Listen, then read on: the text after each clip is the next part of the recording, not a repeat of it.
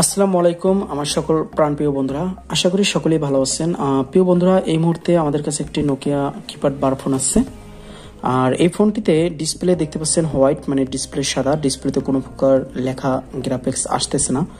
তো এই ধরনের সমস্যাগুলো হলে আমরা কি কি স্টেপগুলো ফোকাস করব এবং কিভাবে কাজ করব আজকে A to Z ভিডিওতে থাকবে। আশা করি ভিডিওটি দেখুন। তো বন্ধুরা, সর্বপ্রথম আমরা যে কাজটি করতে পারি সেটি হলো আমরা এখান থেকে মোবাইলটা খুলে নেব। যদিও আমরা আগে থাকতে নাটগুলো খুলে নিছি, যেহেতু শর্টকাট ভিডিও হবে তো এই জন্য ভিডিওটি বেশি লম্বা করতে চাচ্ছি না। তো আমরা ব্যাটারি এবং পুরোপুরি সেটটা ডিসেম্বল করে নেব এখান থেকে।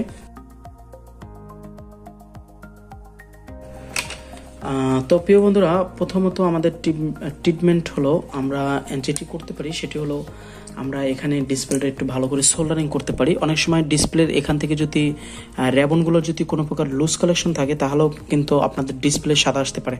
তো আমরা আগে এটি ভালো করে সোল্ডারিং করব, তারপর আমরা স্টেপ বাই স্টেপ সামনের দিকে অগ্রসর হব।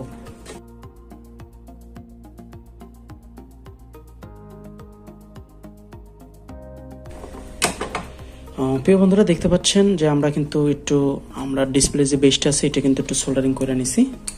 তো এখন আমরা পাওয়ার সাপ্লাই সংযোগ দিব।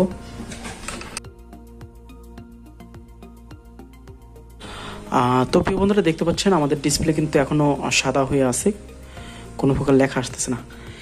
বন্ধুরা, এই ধরনের সমস্যাগুলো বেশিরভাগই সিপিইউ থেকে হতে পারে, কারণ মিডিয়াটেকের সিপিইউগুলো ভাবে যদি কোনো লুজ কালেকশন থাকে বা বলগুলো যদি ড্যামেজ থাকে তাহলেও কিন্তু এই ধরনের সমস্যাগুলো হতে পারে। তো আমরা যে কাজটা করতে পারি সেটি হলো এই মিডিয়াটেক যে সিপিইউটা এখানে আছে এই সিপিইউটা ভালোভাবে আমরা একটু হিট দিতে পারি।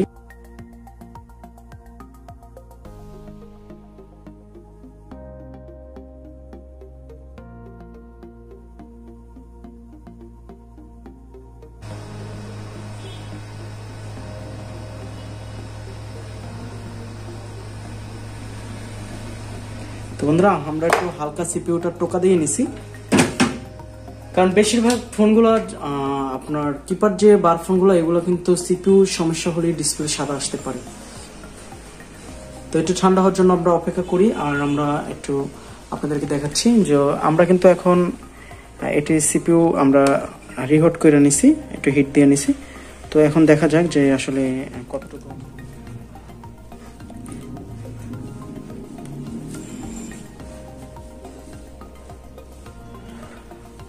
তো আলহামদুলিল্লাহ, দেখতে পাচ্ছেন বন্ধুরা আমাদের কিন্তু ডিসপ্লে চলে আসছে। তো কনফার্ম ছিল, ডিসপ্লের লাইন থেকে সমস্যা ছিল না, এটি কনফার্ম, কারণ এর আগেও আমরা অনেকবার অ্যাপ্লাই করে দেখছিলাম ডিসপ্লে আসছিল না, সাদাই ছিল। হ্যাঁ, এটি 100% আপনার সিপিইউ থেকে সমস্যাটি হওয়ার কারণে আমাদের ডিসপ্লেটা সাদা আসছিল।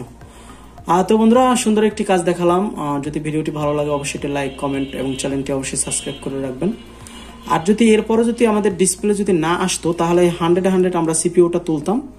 সিপিইউটা তোলার পর রিহট করলে আশা করা যেত আমাদের কাজটি কিন্তু 100% কনফার্ম হয়ে যেত, কারণ যেহেতু সিপিইউর ভিতরেই আমাদের গ্রাফিক্স আইসি বিল্টিং করা আছে। তো আমরা সিপিইউর উপরে ফোকাস করতাম। তো আমি ফোনটা আবার অফ করে দিই, এরপরে আবার অন করি, দেখা যাক যে আসলে আমাদের ডিসপ্লে আসে কিনা। তো দেখতে পাচ্ছেন বন্ধুরা, এখন কিন্তু ডিসপ্লে চলে আসছে।